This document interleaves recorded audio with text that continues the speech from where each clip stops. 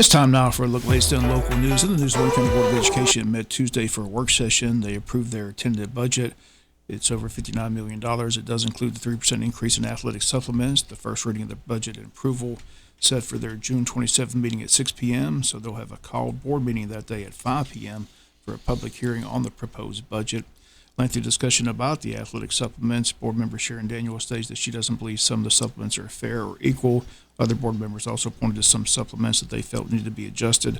But Chairman Joe McPipkin wanted the proposed budget to pass that evening in order that the school board will meet their timeline to have their budget approved by the end of the month. So the vote was taken. The tentative budget was approved, but board asked Superintendent Kelly to set up a committee, have board member Sharon Daniel either head it or at least be on it, and take a hard look at all the supplements before next year. Dr. Kelly said, don't forget supplements like the annual staff or student council and on and on. So that's the plan, to come up with the committee, take a look at the school supplements, and implement a plan for next year. But this year's budget is moving forward, and they are hoping to pass it by the end of June. But again, that the discussion Tuesday at the work session. Dr. Kelly updated the capital outlay projects, beginning with James E. Bacon Elementary, and here's that report. James E. Bacon, the site contractor, is still finishing up grading and installing curb over there in the parking lot. Drywall installation is continuing, and they're finishing that. The new canopy for the bus loop is being installed. Ceiling grid installation for the last portion of the project is being done. Window frames are being installed. Bathroom flooring is to begin very soon. Lights and HVAC drops are beginning. Painting is continuing, and they're continuing to complete the punch list in the completed sections.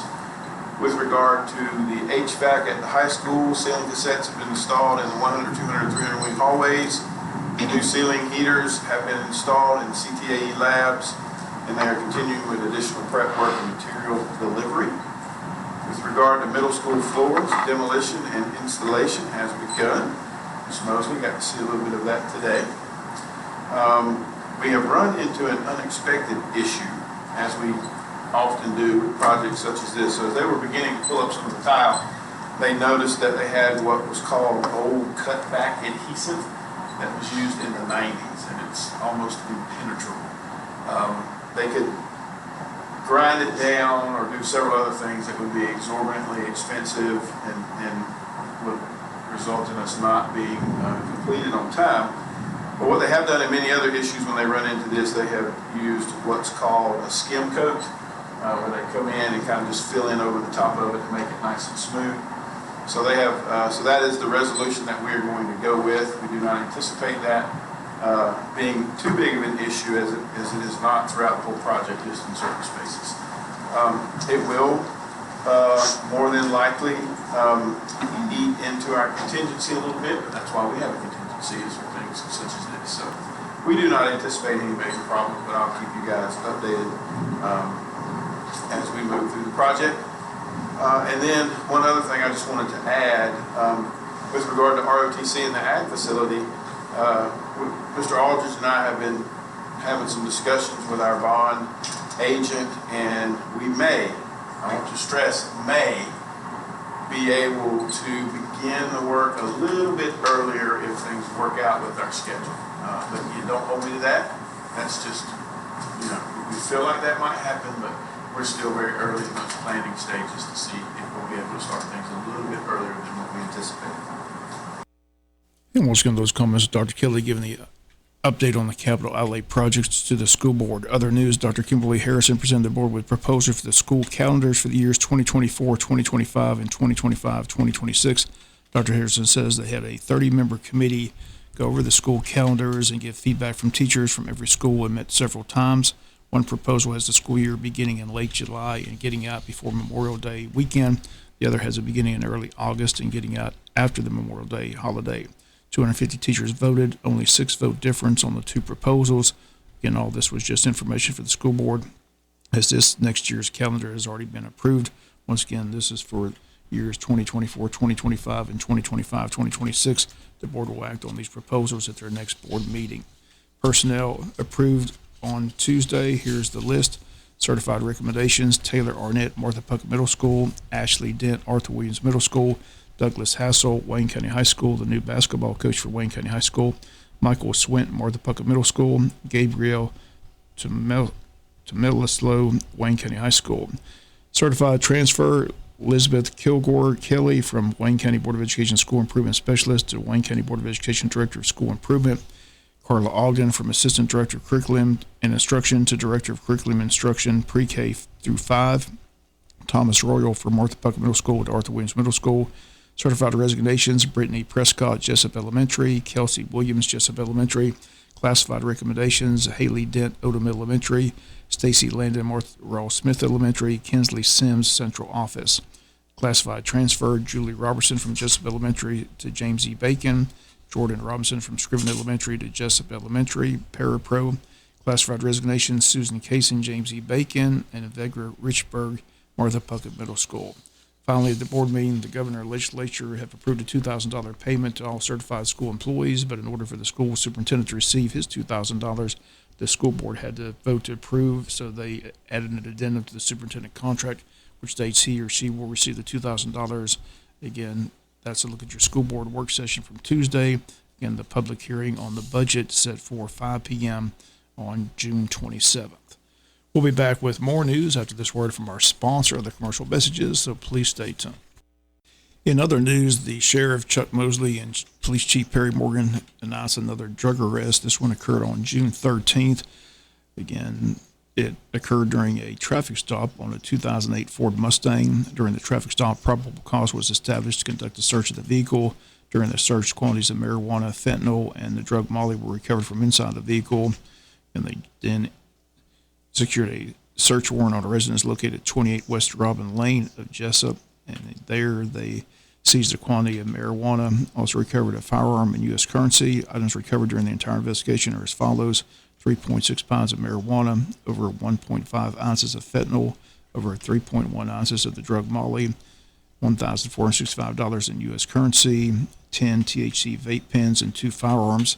Following people have been arrested: 27-year-old Elisa Jones of Jesup, 28-year-old Brian Fernandez of Jesup, and 36-year-old Gerardo Fernandez of Jesup, all arrested and face charges, including but not limited to trafficking a Schedule I controlled substance fentanyl, 2 counts, trafficking a Schedule I controlled substance Molly, 2 counts, possession of marijuana with intent to distribute, 2 counts, possession of Schedule I with intent to distribute, 2 counts, possession of firearm by a convicted felon, 1 count, and possession of firearm during the commission of a crime, 2 counts.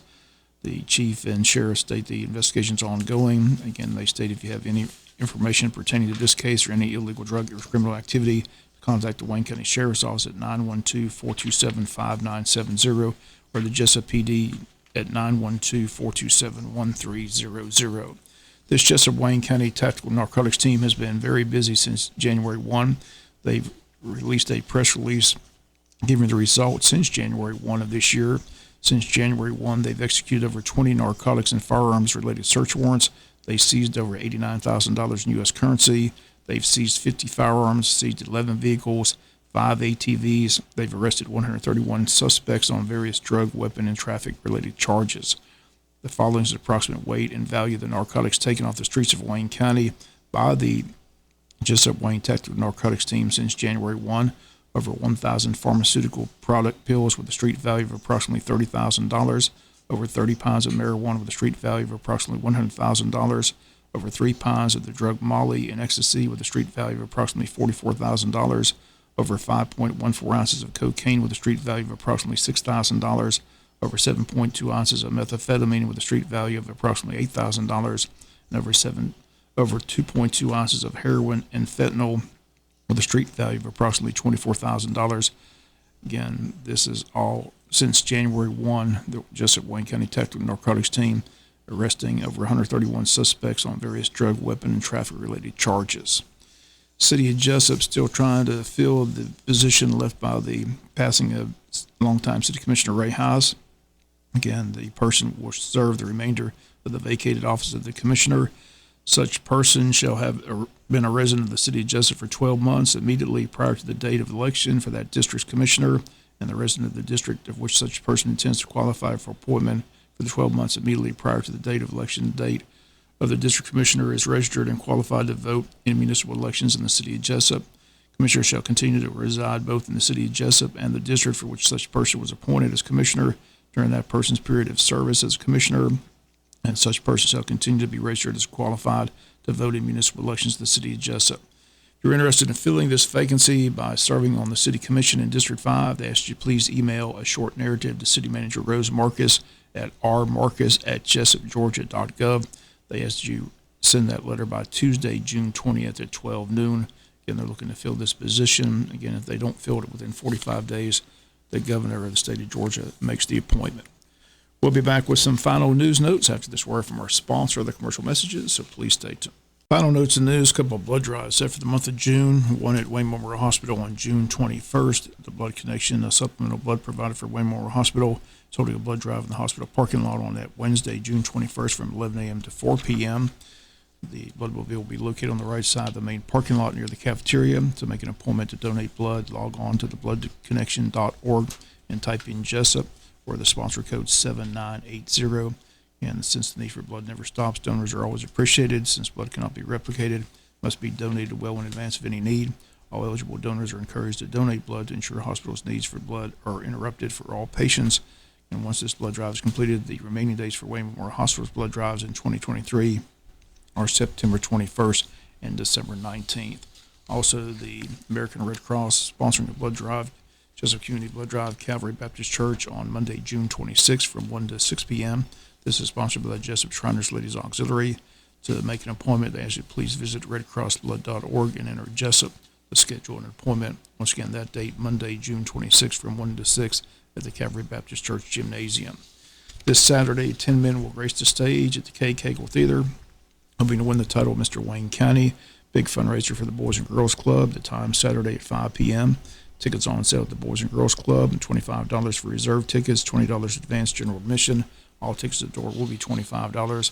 Following men will begin the contest: Chase Bryant, Jeremy Dent, Gage Orvin, Glenn Pawn, Jonathan Popple, Anthony Wilson, Devontae Wilson, head football coach J-Bo Shaw, Mayor's Ralph Hickox of Jesup, and Scriven Mayor Jason Weaver. Once again, tickets available at the Boys and Girls Club. Again, this all takes place Saturday afternoon, 5 p.m. at the K. Cagle Theater at the Wayne County High School.